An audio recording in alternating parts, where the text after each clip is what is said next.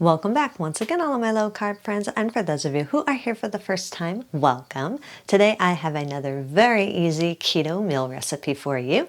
Today we are going to make quick, easy beef stroganoff. This recipe is great because not only is it extremely delicious, it is super quick. You can have dinner ready in under 20 minutes, which is perfect for those busy work nights. And if you'd like a printable version of this recipe, you can check out my website at janet'sdeliciouslowcarbkitchen.com. You can find a printable version of this recipe and other goodies there for you.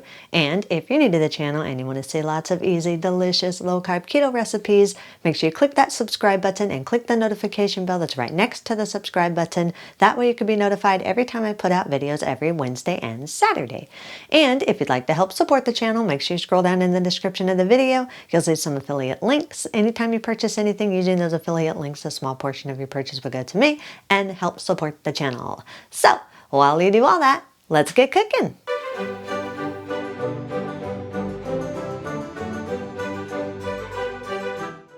Place 30 milliliters or around 2 tablespoons of the oil of your choice into a large skillet and allow it to preheat over medium heat for around 3 to 5 minutes or until it is warm. Place 1.5 pounds of sirloin steak that's been cut into your desired size chunks into the preheated skillet.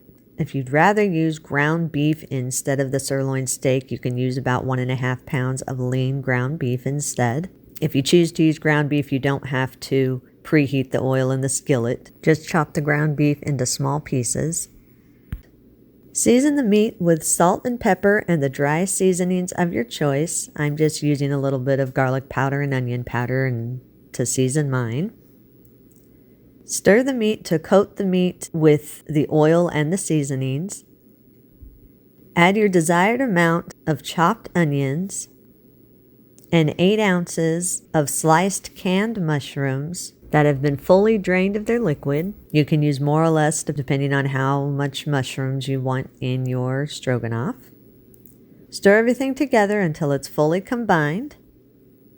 Cook over medium heat for about 3 to 5 minutes or until the meat is brown and the onions are softened. Now the times can vary depending on whether you've used ground beef or the steak like I'm using, and depending on how big of chunks you've cut your steak into.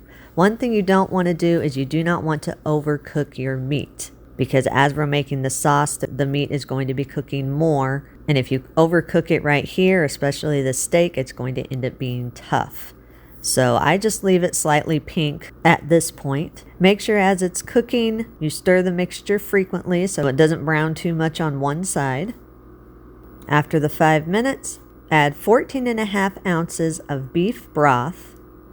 Then stir to coat the meat and onion mixture.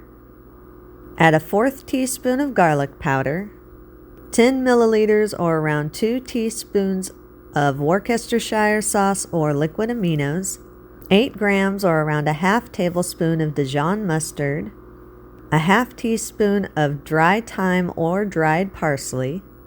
Then stir until everything is fully combined. You can change or adjust the seasonings in the sauce according to your personal taste. If you want a little bit more of a dominant flavor, you can always add more seasonings. It's up to you. Add 14 grams or around 2 tablespoons of coconut flour and stir until everything is fully combined and the coconut flour is smooth. Bring the mixture to a low boil, then reduce the heat to medium-low and simmer for about 5 minutes or until the sauce is slightly thickened. Make sure as it's simmering that you're stirring the mixture occasionally so that everything stays smooth. Add 120 grams or around a 1/2 cup of sour cream. Stir the sour cream in until everything is fully combined and you have a smooth, creamy sauce. Reduce the heat to low and cook on low for 3 to 5 minutes or until everything is heated through. Do not allow this to come to a boil. If you allow this to come to a boil, you run the risk of your sour cream curdling. So you just want everything heated through. Once everything is heated, if you decide you want a little bit thicker sauce, you can add very small amounts of xanthan gum or the thickening agent of your choice. I used about a teaspoon more of xanthan gum because I wanted a little bit more texture to my sauce. It's up to you how thick or thin you want your sauce to be. Once the sauce is heated and you have it to your desired consistency, serve the sauce over the cooked keto pasta of your choice. I like to use either my 3-ingredient coconut flour pasta or miracle noodles. Again, it's up to you depending on what keto pasta you want to use. If you want to, you can garnish the top a little bit with some parsley just to give it a little bit of color. You can eat this immediately. If you do have any leftovers, allow it to cool completely, then store it in an airtight container in your refrigerator for up to 3 days, or you can put it in a freezer-safe container and freeze it for up to 1 month. If you do choose to freeze it when you're ready to eat it again, remove it from your freezer, place it on a microwave-safe plate or bowl, then cover it loosely with either a microwave-safe lid or another microwave-safe plate, and microwave it on high for 1 minute, then stir it a little bit, then microwave it on high in 30 to 45 second intervals or until it's heated through. Make sure as you're reheating it that you're stirring it after every 30 to 45 second interval. That way your sauce won't curdle on you. You can also reheat this over the stovetop if you prefer to do it over the stovetop. Just put it in a saucepan over medium heat and stir it frequently until the sauce is smooth and everything is heated through. Eat and enjoy.